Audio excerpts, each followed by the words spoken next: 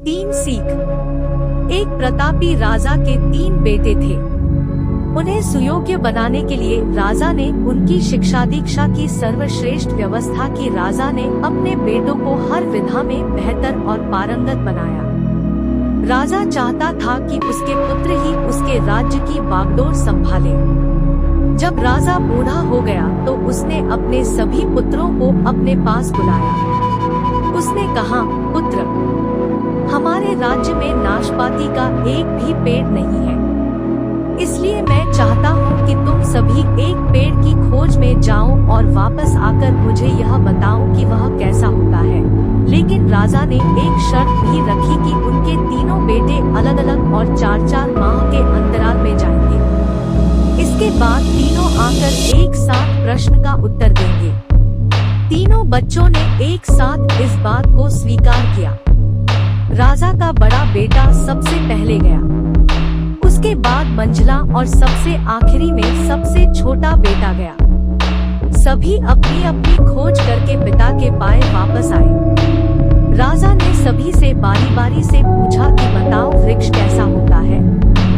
सबसे बड़े बेटे ने उत्तर दिया और कहा कि पेड़ बहुत अजीब है, उसमें न कोई पत्ती न कोई फल, वह एकदम सूखा है। यह सुन तुरंत ही मंझले बेटे ने कहा, नहीं तो वृक्ष तो बहुत हरा भरा होता है, लेकिन उसमें फल नहीं लगते हैं। बस यही एक बड़ी कमी है।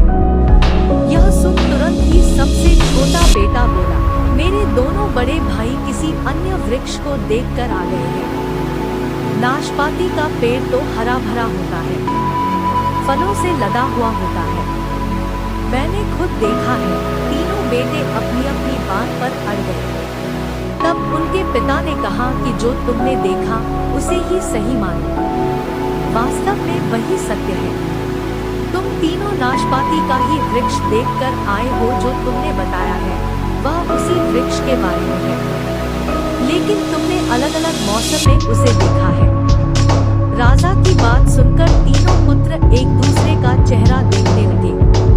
राजा आगे कहने लगा, पुत्रों, मैंने जानबूझकर तुम तीनों को अलग अलग मौसम में भेजा था। ऐसा मैंने तुम्हें जीवन की एक गहरी सीख देने के लिए किया था।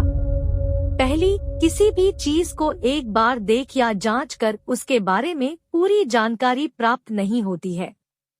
किसी भी व्यक्ति या वस्तु के बारे में पूरी जानकारी प्राप्त करने के लिए उसका अवलोकन लंबे समय तक करना पड़ता है। किसी के बारे में राय जल्दी नहीं बनानी चाहिए। दूसरी, हर मौसम हमेशा एक सा नहीं रहता। नाशपाती के वृक्ष पर जब भी मौसम का प्रभाव पड़ता है तो कभी वह सूखा तो कभी हरा भरा हो जाता है। ऐसे ही जीवन के उतार चढ़ाव में सुख दुख, सफलता असफलता का दौर आता है। ऐसे में हमको भी हिम्मत बनाए रखनी होती है। मौसम की तरह बुरा समय भी गुजर जाता है। और तीसरी, विवाद में तब तक नहीं पड़ना चाहिए जब तक आपको दूसरे के पक्ष के बारे में न पता हो। दूसरे का पक्ष सुनना बेहद जरूरी है। इससे व्यक्ति का ज्ञानवर्धन